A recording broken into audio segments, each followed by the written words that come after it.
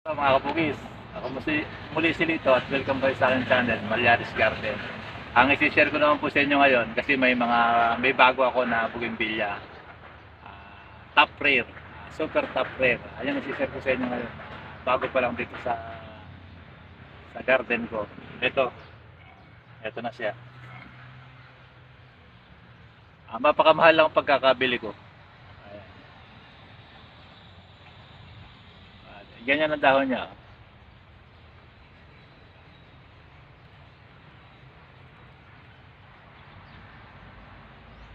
Ito yung King Opal variegated.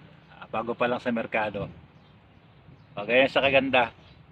Kagandahan, yung mga nabibili kasi ngayon na mga bagong variety na ganito, sa mga roots, sa mga ugat nakagrap. Kagandahan dito sa nabili ko, sa puno siya nakagrap. Yung root stock niya. Puno talaga. Kaya kahit medyo mahal, sulit. Napakamahal. Hindi ko na sasabihin sa inyo kung magkano ang presyo. Nakita nyo lang ito. Oh, nabawasan na rin. Sa kamahalan niya. Ito, binawasan na rin niya pinang-graph. Kasi karamihan sa mga ganito na mga new variety, bagong mga labas pa lang, ginagraph. Wala pang rooted ng mga ito halos.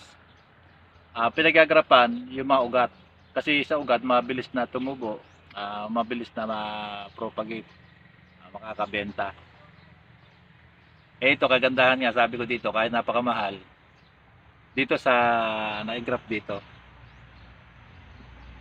kagandahan, nabawasan na niya. Oh. Dapat yung, kasi ito yung pinakamalaki niya eh. Kaya dito nabawas. Okay na rin din, basta magkaroon. Ang kagandahan dito sa nabili ko na isa na to, ito pa yung isang rare. Halos top rare. Ito kasi talagang top rare ito eh. Ito super top rare natin ngayon. King Opal variegated, napakaganda niya. Ito naman, kaya nga dalawang isang putok, dalawang nakuha niya. Ito, top rare din. Magkaiba sila, di ba? Brisa red variegated. Ito naman yung Brisa. Ayan, nakita niya. Ayan. Ganyan ang dahon niya. Magkaiba, di ba? Ito yung ano, kasi yung mga opal, parang ganito mga dahon niya, mga fire opal, yung mga dati na, yung opal flame, ganito mga dahon niya.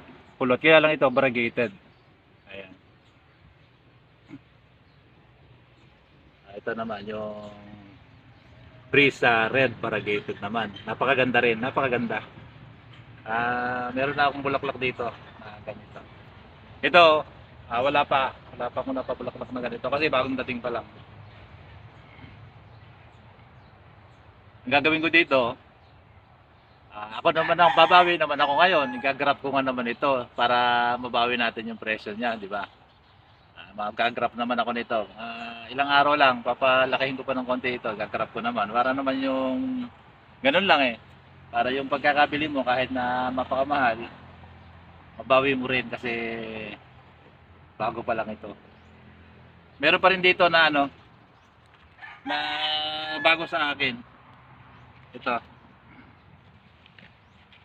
Ito yung baby bambino. Bago pa lang din sa akin ito. Kasi pansinin nyo, kukunti yung mga wala akong masyadong mga bago kaya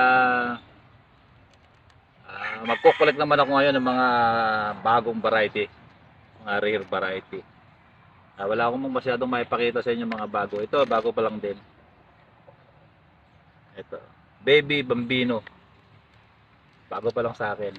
Ganyan ang bulaklak niya. Dalawa.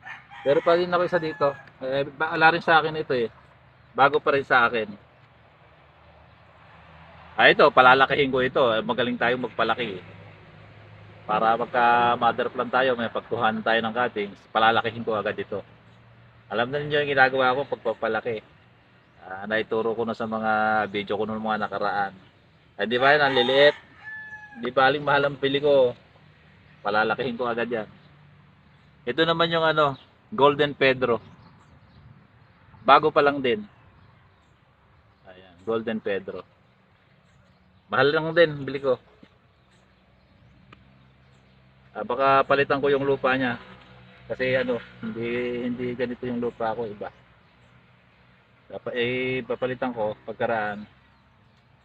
Bunuhan natin 'yan para niyan lumakas lumaki, makaka-cuttings na tayo. Tingnan niyo sa mga video ko. Ito, kaya naman dito sa dalawa na ito, rooted.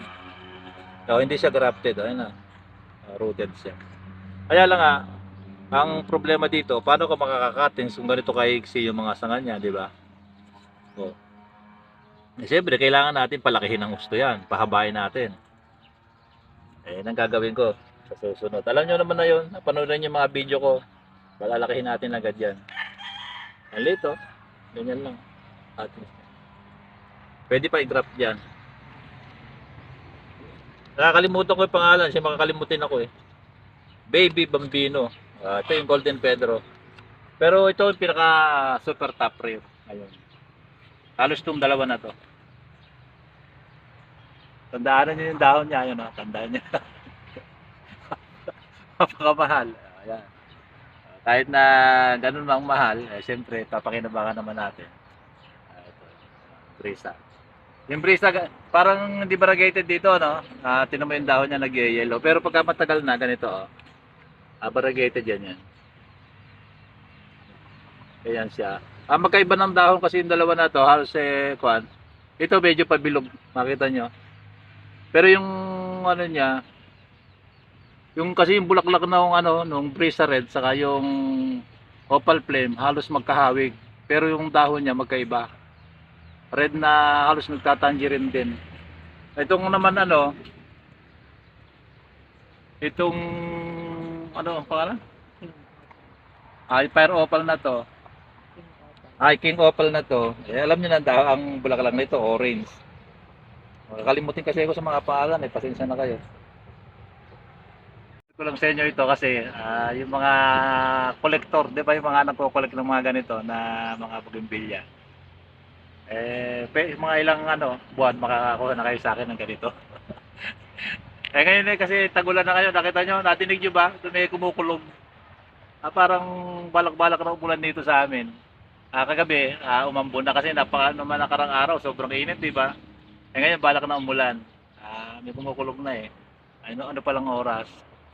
Ayun lang, ganun na lang. Nakipakilala ko lang sa inyo yung bagong bili ko. Hindi ko na sasabihin kung pagkano bili ko. At nakakahiya naman. Total, dalawa naman ito.